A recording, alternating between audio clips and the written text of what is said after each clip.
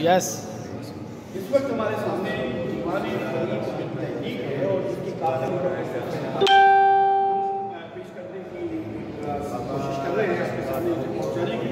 इस काफ़ी के मिसरे हैं 36 और इसके अल्फाज हैं 150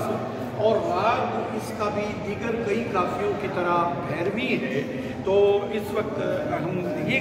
काफ़ी जो है गम की कैफियत पर मबनी है कि एक आदमी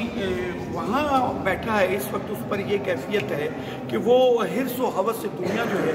उससे अपने आप को अलग करते हुए वो कहता है कि मैं कहाँ पहुँच चुका हूँ। वो फरमान कर रहे हैं कि गुज़र गई गुज़रान गम दे सांग रलियों से,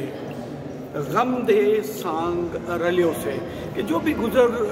बसर होनी थी वो तो अब गुज़र बसर हो चुकी। अब हमारी कैफियत ये है, ख्वाजा फरीद फरमा रहे हैं कि हमारी कैफियत ये है कि हम गम के साथ गोया यकजान हो कर रह गए। इसको लोगों ने गम दे सांग रुलियों से भी पढ़ा है,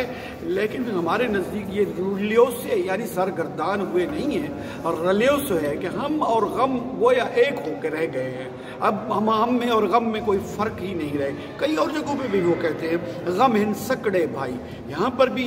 वही बात कर रहे हैं कि गम दे सांग रलियों से गुज़र गई गुज़रान। आगे है कि निठड़ा जुमल जहान, निठड़ा जुमल जहान पलड़े कुछ न भी कुछ ना कुछ पलड़े प्यो से, निठड़ा जुमल जहान ना कुछ पलड़े प्यो से, कि हमने दुनिया जहान को घूम कर फिर कर परख कर उसे देख कर दिया, लेकिन यहाँ पर हमारे पल्ले कुछ नहीं पड़ा। और ये वो मकाम है जो अहले तसव्वुफ़ के नज़दीक एक हैरत का मकाम है कि कुछ भी हमारे पल्ले नहीं पड़ा, यानी कुछ भी तो हमें समझ नहीं आई। हैरत का मकाम, और हैरत की दो अक़साम बताते हैं ख्वाजा फरीद और तमाम सूफिया जो बताते हैं, एक हैरत मज़मूम है और एक हैरत महमूद है। वो हैरत जहाँ इंसान अल्लाह की उस वुसअत पर, अल्लाह के बड़ाई पर आके हैरत ज़दा होकर रुक जाता है कि हमने पूरा जहान देख लिया लेकिन हमारे पल्ले कुछ भी नहीं पड़ा। लेकिन हुआ क्या है, वेंदे यार न खड़ बुकलाया केचूं कई पैगाम ना आया। वो दोस्त जब हमें छोड़ के अलविदा करके जाने लगा तो उसने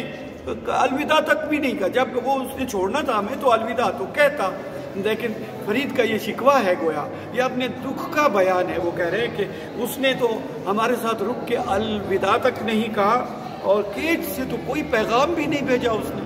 वहाँ से कोई खबर ही नहीं आ रही। जिंदड़ी दा जजमान गलदा गैर छियो से। अब जिंदड़ी दा जजमान, एक जजमान यहाँ लफ्ज़ आया है, ये हिंदी और संस्कृत से आया हुआ एक लफ्ज़ है जो अपनी पहली शक्ल में तो आका मौला और उसके मफ़हूम में रहा, और वक्त गुज़रते गुज़रते ये एक मुसीबत के तौर पर या एक ऐसी ज़िम्मेदारी जिसका तुम आपको वो आपके ऊपर एक मुसीबत और इजाफी ज़िम्मेदारी के तौर पर भी है, और फिर आपको उसका ख्याल भी रखना है। और लफ्ज़ जजमान आज जिन मानी में राइज है वो है जो ये जो पंडित होते हैं और जो उनकी खिदमत के लिए जो लोग और साथ उसके होते हैं जो उनकी खिदमत के लिए होते हैं, तो फिर उन पंडित साहब को उनका ख्याल भी रखना होता है और हर सूरत में उनके खाने पीने का बंदोबस्त भी उसके ज़िम्मा आता है। तो ख्वाजा फरीद कहते हैं कि ये ज़िंदगी हमारे गले में एक जजमान की तरह पड़ गई है, और आगे उसकी मज़ीद वजाहत करते हुए कहते हैं कि गलदा गैड थी, और ये इस तरह की ज़िम्मेदारी है कि हमारे गले की एक मुसीबत गोया बन गई है। अब कैफियत वो अपनी ख्वाजा फरीद अपने उस दुख की कैफियत को बयान करते हुए फरमाते हैं कि जिस दिन से उस महबूब की रवानगी हुई तो क्या हुआ, ना माही ना रिंग महीनी, ना माही ना रिंग महीनी हो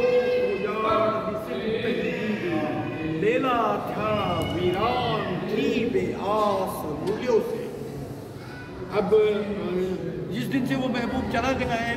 तो ना वो है और ना वो भैंसों की जो आवाज़ें थी, वो रिंग, भैंस के बोलने की आवाज़ को कहते हैं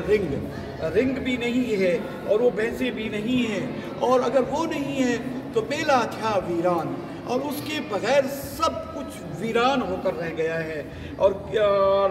جھونک اجاڑ جسم اسی لمحے سے، اسی وقت سے، جس وقت سے اس نے ہمیں چھوڑا ہے، ہماری دنیا ویران ہو کر رہ گئی ہے، اور بیلا تھی بے آس رولیوں سے، اور ہم تو بے آس و امید ہو کر سرگردان ہو کر رہ گئے ہیں۔ اور اس پہلے حصے کے آخری بند کی طرف ہم آ رہے ہیں۔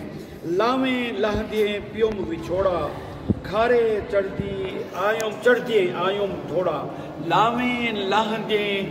خواجہ فرید فرما رہے ہیں اس میں کہ لاویں لہدیں پیوم وچھوڑا، کھارے چڑھدیے آیوم تھوڑا، مہندی سرخی پان نیلا رنگ بٹیوں سے، کہ لاواں ایک تقریب ہوتی ہے، عروسی تقریب جسے کہتے ہیں۔ لاواں سے مراد ہے کہ وہ عروسی سیج پر بیٹھ کے جب آخری مکلاوے سے کچھ دیر پہلے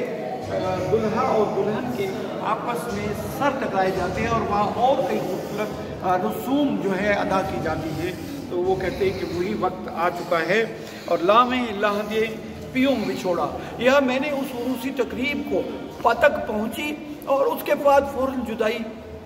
میرے سامنے آ گئی، اور نتیجہ کیا ہوا؟ کھارے چڑھ دیے، کھارے پر بٹھانا بھی ایک گویا شادی کی تقریبات میں سے ایک تقریب ہے، اور مہندی سرخی پان، وہ تمام چیزیں جو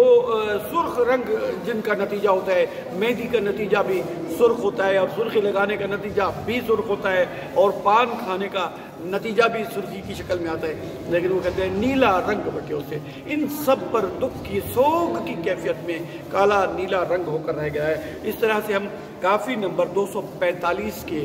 پہلے حصے کا اختتام کرتے ہیں، اور اگلے حصے میں ہم اس کافی کا دوسرا حصہ بیان کریں گے۔